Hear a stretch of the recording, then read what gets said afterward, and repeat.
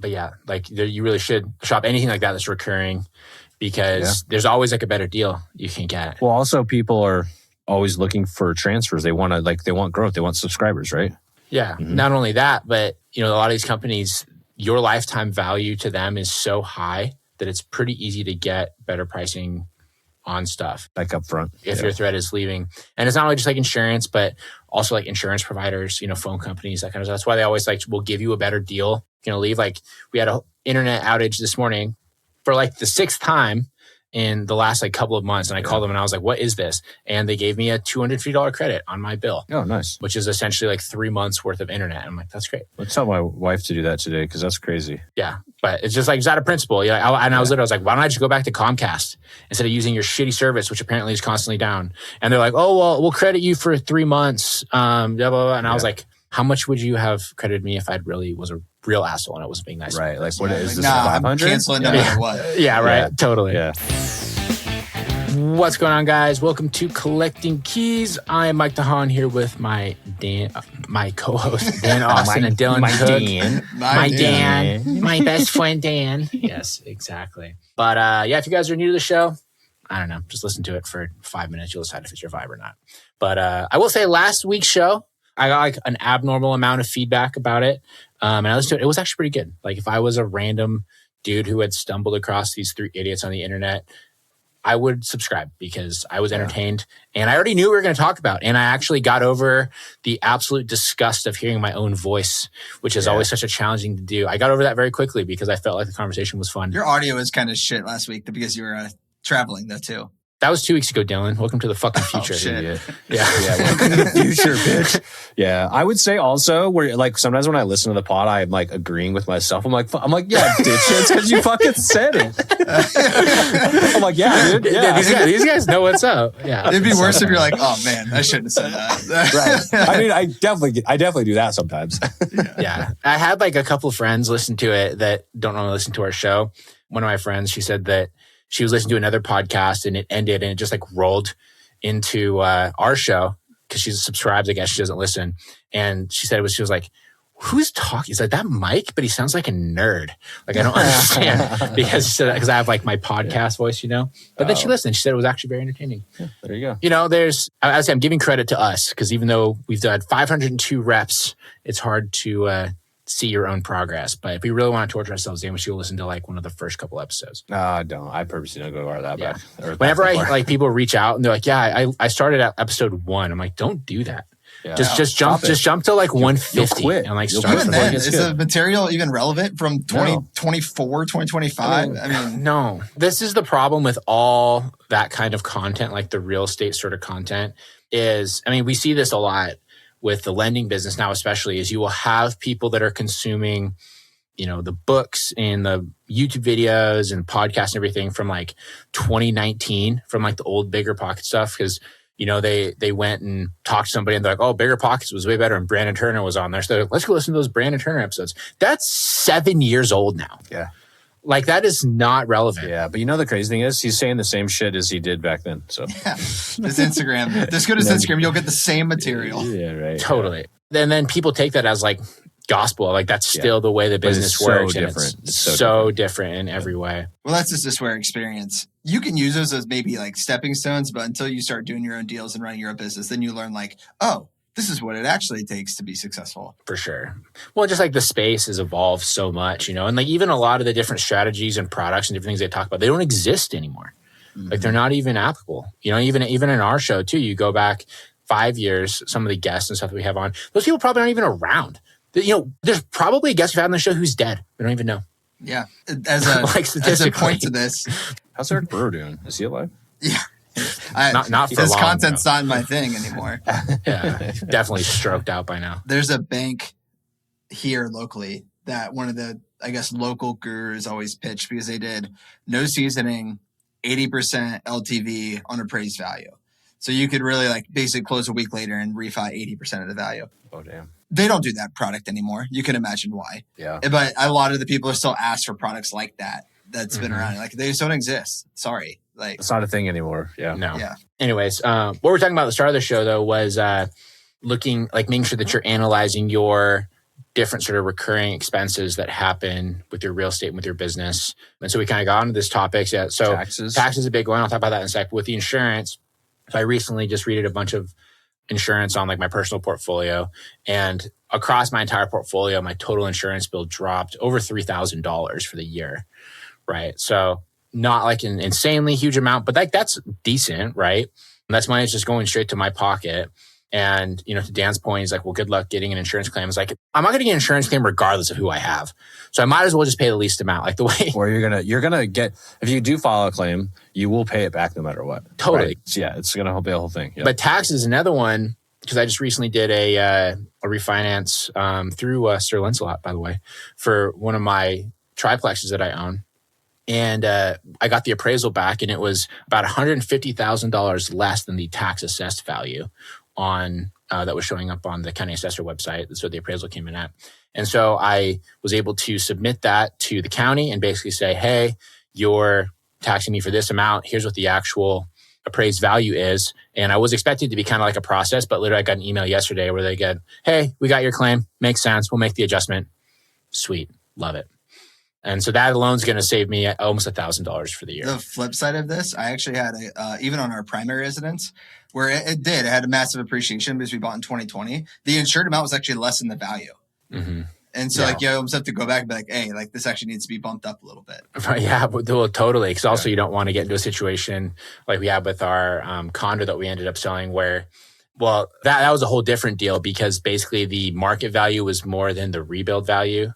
And the insurance wasn't going to ever be able to like cover like a loan on this thing or like the rebuild cost. And that was a whole other issue altogether. But I don't know. It's a freaking racket. Like the way I see it is you should actively just make sure that you're paying as little as possible. And if you just go and ask for incentives, and it doesn't take that much time. Like realistically, it takes like 30 minutes, 40 minutes, but it can save you a huge amount of money. And if you don't want to do it, just have your freaking VA do it. You know, just give them all the personal information, have them sit on hold with the person. They'll figure it out. Anyways, cool. So what are we going to dive into today, guys? We got all kinds of stuff we can talk about. We talk about how Dylan's Bitcoin still sucks, and I'm waiting for that to come back up so that I can finally sell it and do something worthwhile with that money. No, man, don't sell it when you get it. When it goes up, that's the worst time to sell it. No, that it's the best time to sell it because I'm going to wait for the next round of dummies to. Or you could sell it now at a loss and claim that off your taxes. There you go. I already did a wash sale on it though. Oh, there you go. Oh, okay. Yeah. So I've already locked in that loss at the current like low pricing, and then just doing that again would just be pointless. Pay more transaction fees for no reason. Yeah, no, that does make sense. We could pick off where we left off last week about like being the breadwinner, or one thing that was related to like the taxes and like recurring revenue, putting money in your pocket. Just from especially in the off-market business where it's like the cash conversion cycle's either long and it's like large swings.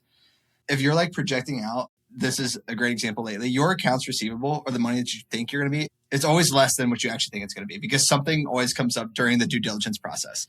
Like just for it, as an example, we have a contract for 110. I had it sold for 185, one of the biggest spreads I've like ever done in my market.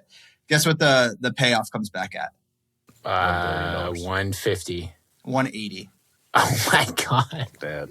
So there's only $5,000 spread even possible on it. Exactly. Oh my God. That's brutal. So yeah, like not to that extent, but that kind of stuff happens all the time. Was that like a forbearance situation or what was that?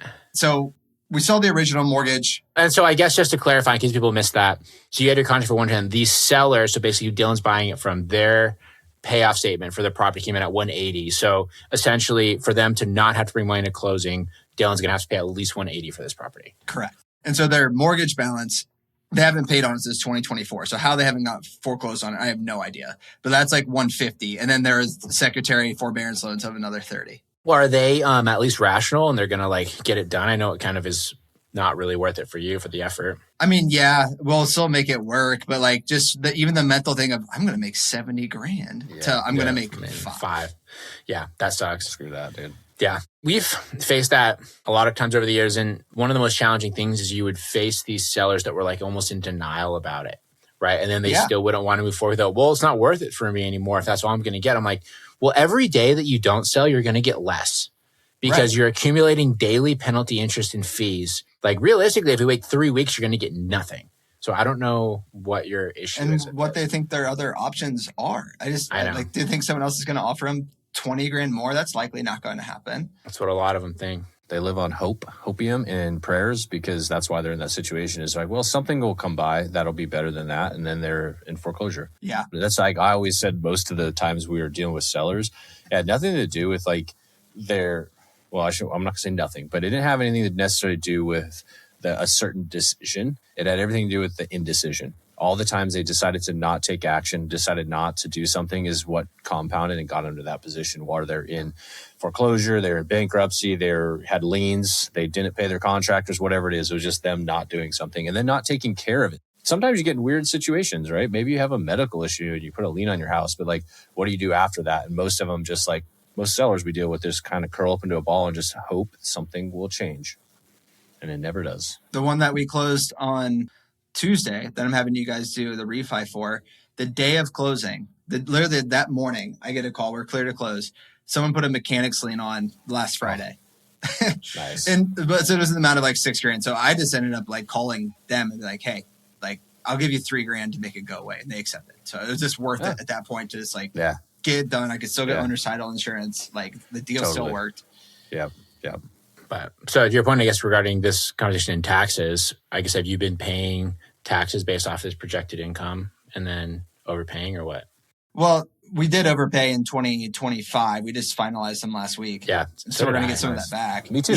Yeah. Last night I was on a call with Dan. I overpaid by like $106,000. Oh my gosh. That's a lot. Which I was actually pretty stoked with it, because now I don't have to pay quarterlies for the rest of the year. Yeah. But once you get it, you probably get some back though too, won't you? Or no? I could. I'm just going to put it towards my tax bill, because basically now all the money that I get from everything moving forward the rest of the year is basically just free money as far as I'm concerned. Mike got a new pair of shoes and Max got a haircut. Like, yeah, exactly. Yeah. I'm spending money again. 50% of the conversation with my CPA yesterday, not to get too off track, but my wife and I are still looking for a new primary. So it's looking lendable. Like, how's your AGI look good versus not paying a shit ton in taxes. And that balance is hard. It's so hard, man. You know, and like I would say, especially in the real estate business that you're in as well, because you do have to have so much capital that is kind of like going out at all times. That has been the nice thing since we moved to the lending business, which isn't quite like that, is it's easier for us to produce revenue while also being liquid, you know? And so like, I would say it feels less bad to have to pay a sizable tax bill because we actually do have surplus cash. Sure. Yeah. Unless we like elevated our lifestyle beyond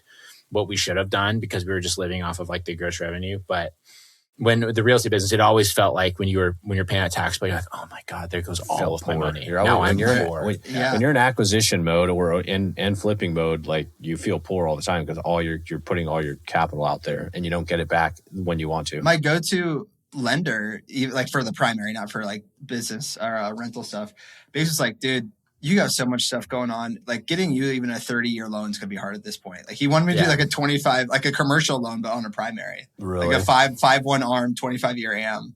So he wanted you to commit fraud? Can you do that? No, I think it's still like a primary residence loan. It's just not like the 30-year fixed loan. Yeah. Maybe it's like a local type bank would do it. Yeah. Or a different lender.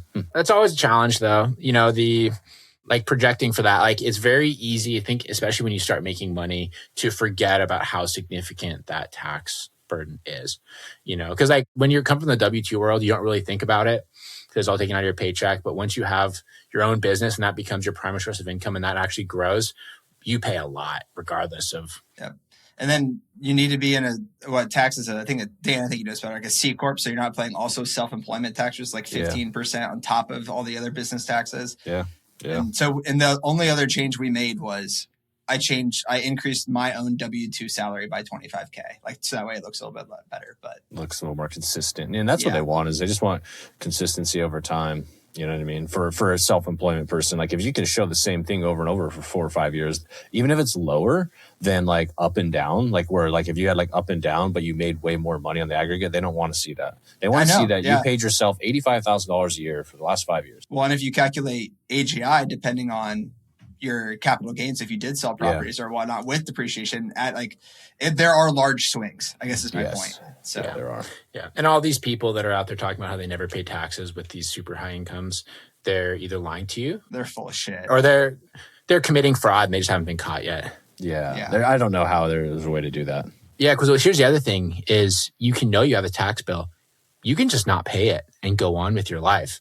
That's very true. It will take several years for the IRS to catch up with you. That's why you have like these actors and, professional athletes and stuff that end up in these huge tax issues because they just made $40 million and they just didn't pay the $20 million in taxes They're like, well, my friend I went to high school with was my business manager and accountant. He was supposed to take care of it. And it's like, oh, you think they knew how to deal with the IRS? I think Steve Harvey, like from the Family Feud, had something like this where he like his money guy didn't pay his federal taxes for like 10 years. Nice. And he had like tens of millions of dollars owed to the IRS. That's not uncommon. I've heard that story time and time again. Dude, there was this guy, we talked about him on the show. This was years ago because one of our employees had like connected me with him because he was like wanted to work with us in our partnership program. He had this big real estate company, all sort of things. And then I did some due diligence on this guy. And I found all these like criminal charges against him for fraud because he owned an accounting company, like an actual certified CPA company. And they were collecting the money to pay the taxes. They weren't having people pay the IRS directly for some reason. And they were just pocketing it. Yeah, they're just taking the money. They were just taking it. Yeah. And so there was this huge lawsuit and this whole criminal thing. And then like literally 2 weeks after I talked to this guy, all this stuff came out and he just like bounced to the Dominican Republic or wherever he went. It's wild, dude. When you're doing this kind of stuff, you have to recognize that the party's going to end someday. Yeah, you'd think so. With all the crooks, right? They have to know that it's going to come crashing down eventually. Are they just purely just trying to live on the high horse while they can, and they're just sort of like waiting for the tipping point? I've never understood. Seems like it. So I don't know, but yeah, with that sort of tax stuff, though, it's also why it's important to kind of know what to look for, even though it is incredibly confusing and it can take a long time to kind of figure out. And I can tell you from Dan and I's personal experience, if you have a CPA that just like is like doing stuff, especially if you have a lot going on, you just kind of like trust them and sign the dotted line, they are very likely going to make mistakes, even simple stuff. So last year I was kind of going through our taxes because I was looking at getting a loan on a personal sort of thing. And I discovered that they didn't even include our Sir Lancelot income for me on my taxes from 24, right? And it wasn't like a crazy amount. It was like $30,000, but I noticed it wasn't there at all. So I had to pay like a $7,800 tax bill in the middle of last year from several years earlier, plus penalty interest and shit because it wasn't paid correctly the first time because my CPA screwed it up. Yep. And just because I didn't even look at it. I was just like, oh yeah, this must be good. And I just signed it. They mess it up. And we'll talk about the HUD's review that I've done in a second because like those have all been messed up lately too. But I just want to point out for the tax purposes, if you're married filing jointly, this was another talking point with the CPA. Like the tax rate is the big difference. It jumps from 24% to 32% if you make under $403,550 married filing jointly. And so like, let's say you make $500,000, which is great income, and you want to reduce it by $100,000 and you're a real estate professional, you still have to buy like $1 million of real estate to get that big of a reduction. Yeah. Like, so it's not just like you buy a $200,000 place and you're not paying any taxes. Yeah. I mean, where you're at, that's like 18 properties. yeah, right. It'd be like, a couple. What do you have to do to avoid it? Married separately? File separately? Oh, I don't know about that. I was just saying. Or is it like a head of household? I mean, what is your other option, dude? My wife is married and we're filing jointly. She doesn't have a job, so she can't like... I don't know if you could do like a head of household designation. I don't know what that looks like. That doesn't make any sense. Dude, I'm not a tax professional. You should probably... You guys are so stupid. You go back to buying that Airbnb that you're going to buy a month ago. Oh, that would be so sick. Wouldn't it be? For like and then you go on a rant about how Airbnbs are the worst, by the way. Airbnbs are the worst. I hate Airbnbs. I effectively don't like Airbnb owners. Like I have some people that I probably like as Airbnb owners, but on the aggregate, Airbnb owners are the worst. Yeah. Like people that are only doing Airbnb, that's their form of investment, and they make it their job and their life. Let's not get into the Airbnb. Yeah, I mean, these are basically just people that grew up playing The Sims and just like don't want to graduate from that. It's like, okay, you played the lamest game ever as a youth. As an adult, it's not cooler. Totally. Yeah, let's, it's not even do this. Our listeners have heard this conversation a million times. They know what we're going to say next. We're going to round out you guys had to babysit your CPA, right? You have to babysit the bookkeepers. Oh, this off-market business. You have to babysit everyone. It's professional babysitting. It's literally title companies, contractors, sellers, loan officers.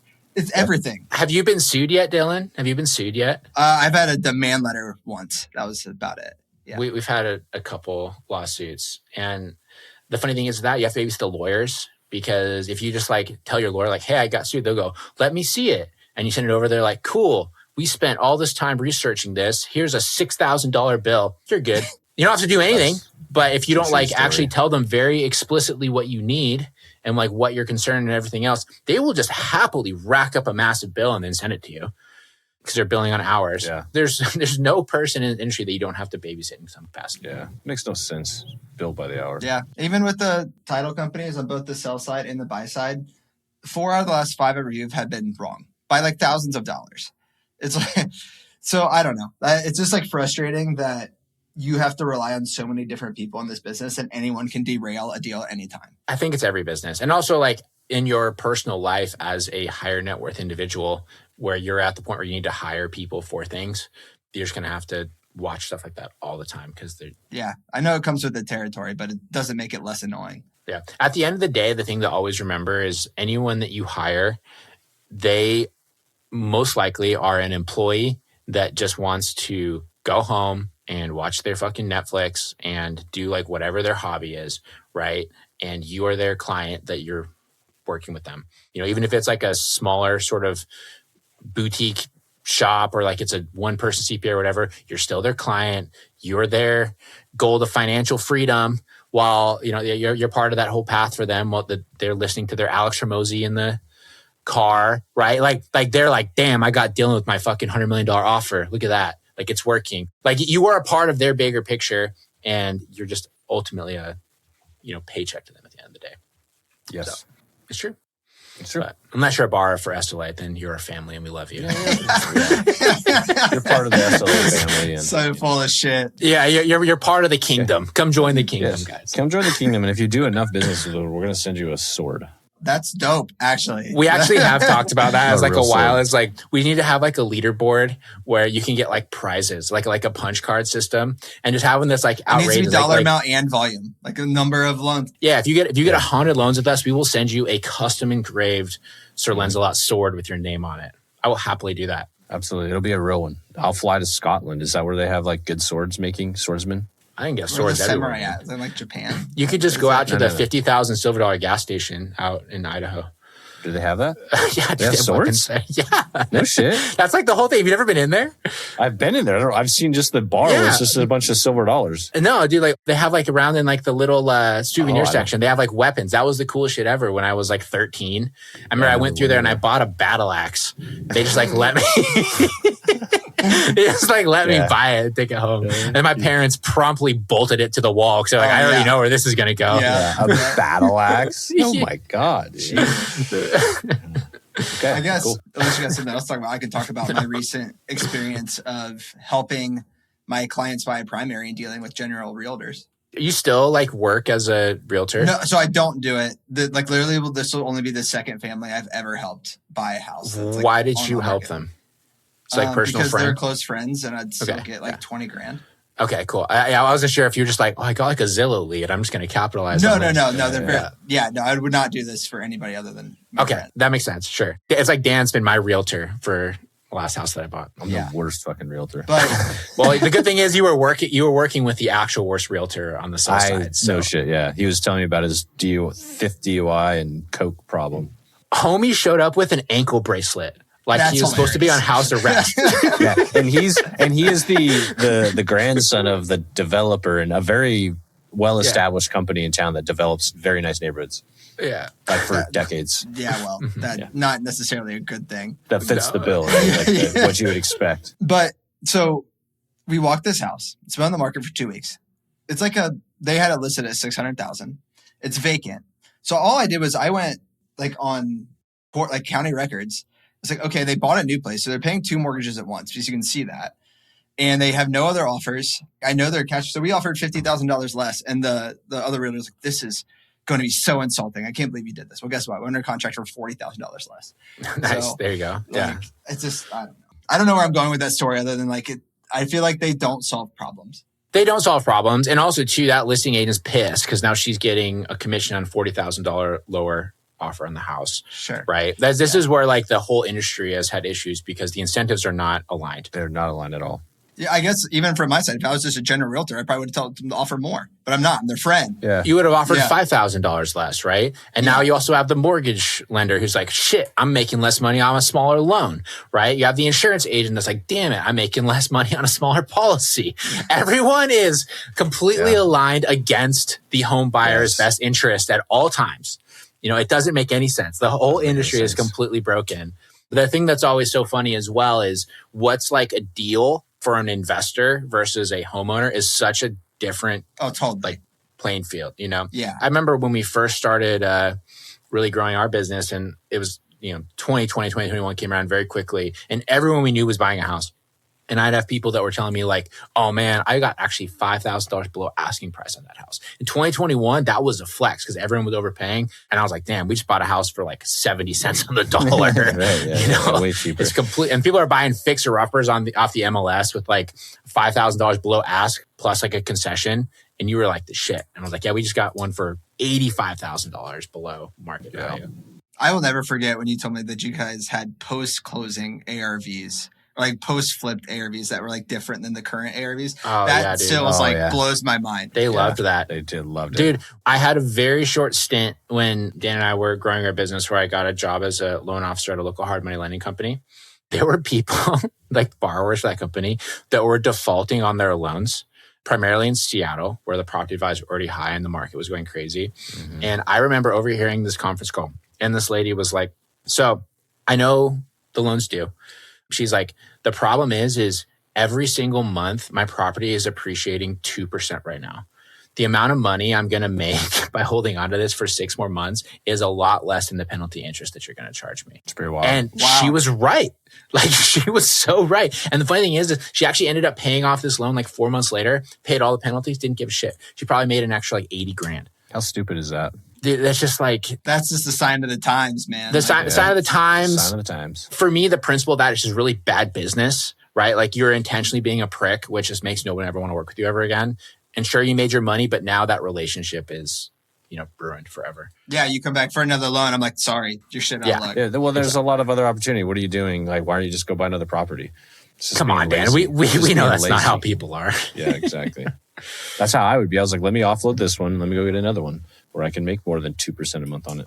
Dude, it's the exact same reason that we've had borrowers back out of massive loans because their rate had to be adjusted to like a 6.1 instead of a 6 because the LTV ended up being slightly higher or whatever because the appraisals came in low. And they're like, oh, I can't do it. And like, ma'am, you're about to get $2 million cash out and you're going to walk away over 0.1% on your interest rate. It's like, yeah, sorry. Gosh. People are like that. This is a real story, Dylan. You know this true person. Story. I had a hunch when you mentioned the loan size. Yeah. So. Exactly. Dummies. So when you go and you look at stuff for your primary residence like you've been doing, are you still trying to get like discounts and stuff the same as you would as an investor? Like, or are you, as an investor that's buying a primary home, are you okay paying retail for a house that you really like? If it checked all the boxes, we would pay retail. Yeah, I wouldn't be mad about that. Because it's something that I've always thought is funny about like the real estate crowd. And we all know these people, there's a lot of them. And they're like, when they're in the real estate investment mindset, they're like, oh, I need to buy a fixer-upper for myself so that I can like force the appreciation. And we're going to like do a live-in house hack. We're going to do all this sort of things. I'm like, fuck that. Don't take work home with you. Younger Dylan would have done that. Younger Dylan for sure. Yeah. But dude, I'm talking about people that have 2 kids that are like this. Yeah, no. You're going to move your whole family in and wash dishes in the bathtub for 2 months where you try to figure out how to do your own kitchen. Yeah, no, the inside renovation thing would be awful. I would maybe try to like pick specific like zip codes and like maybe do direct to seller on them to avoid like maybe getting a deal just on like being direct to seller without realtors, but that makes not sense. Like a massive renovation project. Yeah, I've seen that a lot. I don't know, like my home right now is a new build. I paid full retail for this and it is awesome because I don't have to fix anything. You didn't. You had a really good realtor that negotiated you a good price. And absolutely, don't lie, your house appraised for like $200,000 more than you bought it for. So it wasn't quite that much. It was like 130. Oh, yeah. Sorry. Multi 6 figures, basically. Do builders still pay the full 3%? Or I guess here it's 3%. It's 6% total. Mm-hmm. Yeah. Okay. Yeah. And there was a whole bunch of issues with that because I also ended up having to like rent the property back from the builder after a freaking Better Mortgage that was doing my loan backed out 3 days before closing because they decided that my debt to income was too high. Yep. They don't like that. It's funny because I don't know. Like we were doing the DTI stuff with that same tax account. And you're like, I could buy most of this cash. Like if I cash out all my investments, I could just buy the fucking house. But then they're like, nope, your debt to income's too high. And I was like, not really. I just got to play the game. Yeah. Well, you got to find a lender that kind of understands, like you talked about. Like I ended up working with somebody that works with quite a few real estate people. And I don't know what he did different. He did like the whimsical move numbers around, but then it got approved, no problem. Yeah. Does it make sense at some point in time to just pay cash for your primary and get a line of credit on it? It's not a bad idea. Because you still have the debt and your monthly overhead is way lower if you don't have it amortized. Think about that. I would say now it does. Back then it didn't, because like my mortgage on my primary is like a 3.25%. And like I got a HELOC shortly afterwards because it appraised for so much higher. And my HELOC, I mean, it rotates, right? But now it's to like 8. But like right now, if you're getting a primary loan at 6.75 and you can get a HELOC at 8 on it instead if it was paid off, I think that would make sense. Like if you can actually afford that, why not? It's interesting because then you could just take that money and then maybe your strategy is to invest it in such a way that you could take big chunks and like pay down your, or wait and just refinance it. If you have active opportunities for that money, for sure.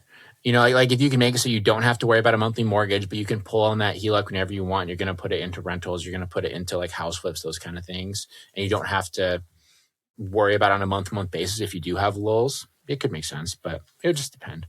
I guess assuming it would make sense and it's harder to get a loan and the loan would be less favorable or something like that. Because we also have a borrower that Dylan probably knows that he has like a freaking, 9% interest only loan on like a $1.5 million note. I don't know. Oh, dude. And I'm like, whew, I thought it was a portfolio of loans. I was like, oh no, that's your primary.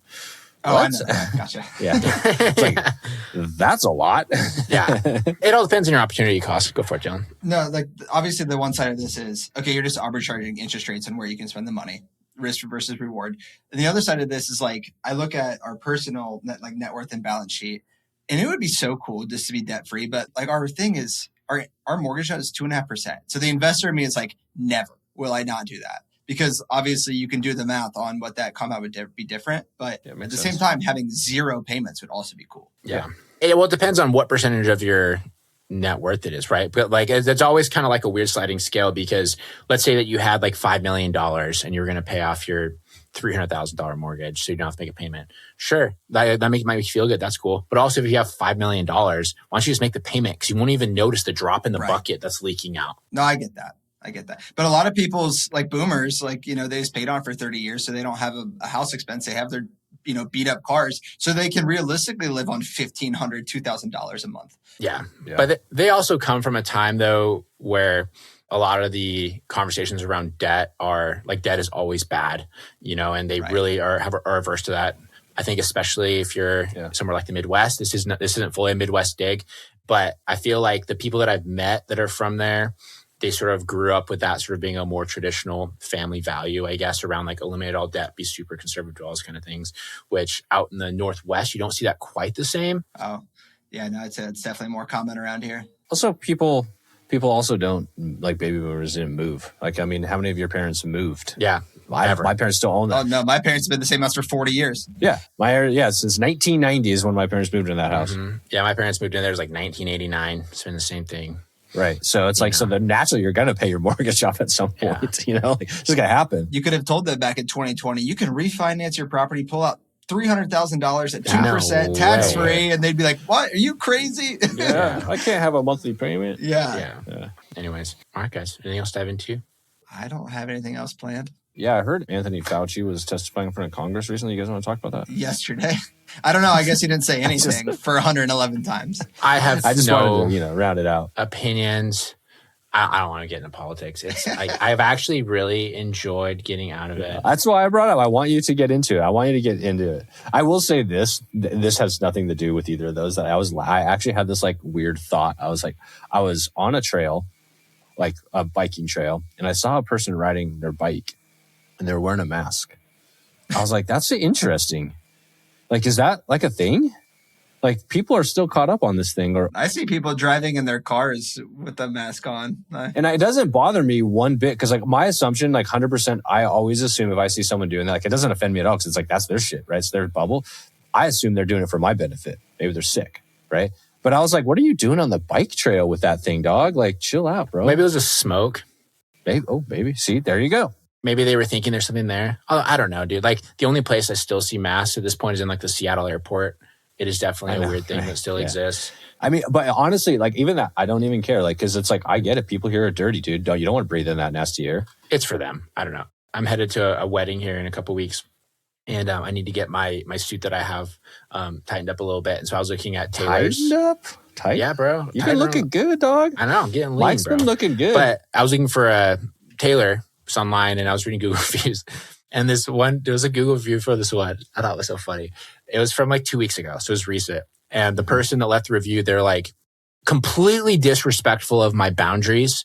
They're like, I walked in and I asked them if they were okay wearing a mask for my safety. And they said, no, I will never come back here again. Oh, that's weird. Yeah. That's cool. I was like, wait, this 2 weeks ago? I was like, what is happening? You're like, when is this review? 2021? And I was like, okay, so it's a situation where they're immune compromised, they have cancer, like something crazy. Add that to the review. So that way I don't think you're a fucking psycho because now you're that's a weird thing. But if you need a tailor, you gotta find the old Afghani dudes. Like they're really good at that. There's one guy, was it downtown Spokane in the mall? He's probably not there anymore, honestly. Never mind. Yeah. So I guess where everyone goes to is there's a place on Monroe that's there's like a Vietnamese guy that owns it. It's super old. Yeah, I go there. I used to. I don't really do a lot of that anymore. But the thing is what he's going to do when you go in. This is great. You're going to get your clothes and you're going to drop it off and you're going to be like, when can I pick this up? He's like, when you want it. And you're like, a week? He was like, 1 week. And then he just like puts it on the pile. Like the whole thing is just clothes piled up everywhere. It's Duck's Tailors. Yeah. Yeah, right. That's right. Actually, there's the guy that, sorry, listeners, the guy you should take a dude is right there in 5 Mile. Yeah. That's way closer. Yeah. It's way closer and way more organized. I'll tell you off air. Sorry. That's with the address. No worries. But, cool. All right, guys. Well, thanks for listening, everybody. You guys have a great week, and we'll talk to you guys next time. See ya. Bye. This episode is sponsored by Sir Lancelot LLC, also known as SLA Capital, which, if you didn't know, is Dan and I's private lending company. So yes, we are sponsoring our own show, but what you going to do about it?